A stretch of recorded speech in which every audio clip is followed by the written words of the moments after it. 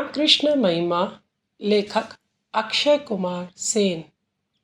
पाठक, आपकी बात सुन मेरे हृदय में न जाने कैसा हो रहा है।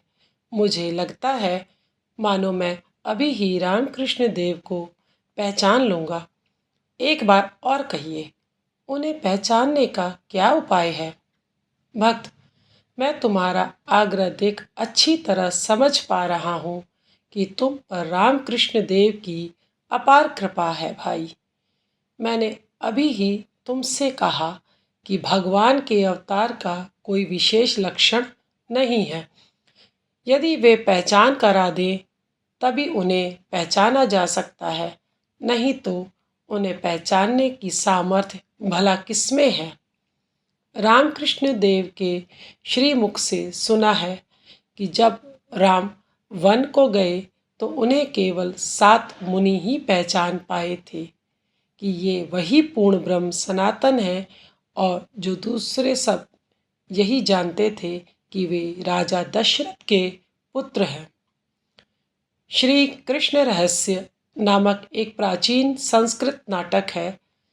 उसमें मिलता है कि कौरव की सभा में श्री कृष्ण भगवान है या नहीं, इस पर बहुत तर्क वितर्क हुआ था। पाठक, जब परमहंस देव ऐसे व्यक्ति हैं तब लोग बहुत सी विपरीत बातें क्यों करते हैं? कोई कोई उन्हें महात्मा कहते हैं, कोई कोई कहते हैं कि वे साधु हैं, कोई उन्हें सिद्ध कहता है, और कोई कोई तो उन्हें संबंध में ऐसी बातें कहते हैं जो मुंह से बोली भी न जा सकती, कान से सुना नहीं जा सकता। भक्त, मनुष्य आकार में एक जैसे होकर भी स्वभाव में विभिन्न प्रकार के होते हैं। जिसको जैसा प्राप्त हुआ है, जिसके भीतर जैसा भाव है, वह वैसी ही बात करता है। रामकृष्ण देव का एक दृष्टांत सुनो। एक महापुरुष भाव में विभोर हो संज्ञाहीन होकर एक रास्ते के बाजू में पड़े हुए थे कि एक ऐसे समय में एक साधु ने उन्हें देखकर पहचान लिया कि वे महापुरुष हैं। साधु उनकी चरण रज ग्रहण कर उनकी सेवा करने के लिए उनकी समाधि टूटने की राह देखते हुए किनारे पर बैठ गए। उसके कुछ समय बाद एक शराबी वहाँ पहुँचा और लड़खड़ाते हुए खड़ा होकर एक बार उसने महापुरुष की ओर देखा और कहा, वाह, भाई ने तो मेरे ही जैसा फला आहार उड़ाया है। ठाकुर की एक और बात है, जो सूत का व्यवसाय करता है वह सूत देखकर ही कह दे सकता है कि कौन सा सूत किस नंबर का है। साधु को देखकर ही पहचान जाता है। उनकी और एक उपमा है, जिसने मूली खाई है, जिसके पेट में मूली भरी हुई है, उसके डकार लेने मात्र से मूली की गंध निकलेगी ही। उसी प्रकार जिनके भीतर आकंठ केवल काम कांचन भरा हुआ है, जो संसारी कीड़े हैं, एकदम बद्ध जीव हैं, उनके मुंह से अविद्या की बातों के सिवा भला और क्या निकलेगा? उनकी बात सुनने पर कानों में उंगली डालनी पड़ती है। जहाँ वे रहते हैं वह स्थान तुरंत छोड़ देना पड़ता है। ईश्वर और अविद्या माया काम कांचन, ये 2 चीज़ें हैं। इन दोनों में से जिसकी जैसी इच्छा वह वैसा ग्रहण करता है। नदी जिस प्रकार दोनों पाटों को कायम नहीं रख सकती, उसी प्रकार जीव भी एक साथ दोनों को नहीं पा सकता। या तो अमीरी चाह लो, नहीं तो फकीरी। या तो 5 तला चाह लो अथवा वृक्ष तला स्वीकार करो। जो हृदय से काम कांचन चाहते हैं उनके लिए ईश्वरी पथ कांटों से भरा है। काम कांचन का एक नशा होता है जो आदमी को उन्मत्त बना अपनी देहरी पर जकड़े रखता है, उसे अपना सिर उठाने नहीं देता। जैसे काई जल को ढक लेती है, जैसे बादल चांद को ओट में छिपा लेता है, वैसे ही माया ईश्वर को छुपा लेती है। पीलिया के रोगी को जैसे पीला ही पीला दिखता है, उसी प्रकार माया रूपी पीलिया से ग्रस्त होने पर काम कांचन का रंग छोड़ और कुछ नहीं दिखता। अविद्या के नशे की एक और महिमा का बखान करता हूँ, सुनो।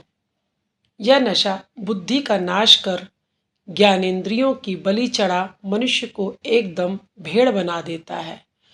उसे जानने नहीं देता कि वह किस प्रकार पूरी तरह दुर्दशा और सर्वनाश को प्राप्त हो गया है। एक बात और, यदि पागल से अथवा भूत बाधा से ग्रस्त व्यक्ति से पूछा जाए कि भाई तुम कैसे हो, तो जैसे वह कहता है बड़े मज़े में हूँ, वैसे ही ये लोग भी कहते हैं हम बड़े मज़े में हैं। अब तक तुमने जो पूछा था उसका उत्तर दिया।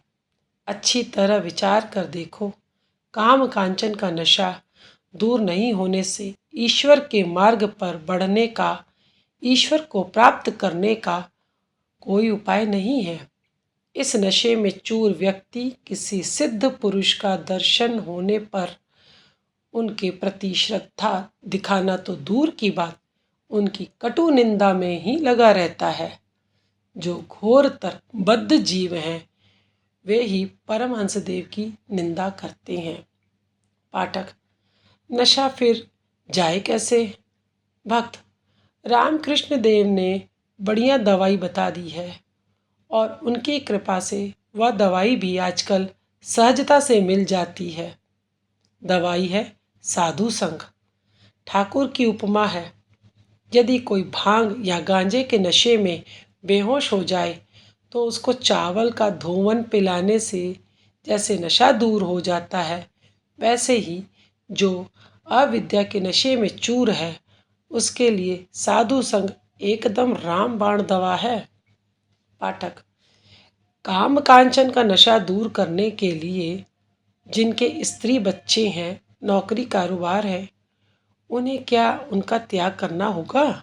भक्त, वह क्यों? रामकृष्ण देव ने संसारियों को काम कांचन छोड़ने को नहीं कहा, पर काम कांचन की आसक्ति त्यागने को कहा है।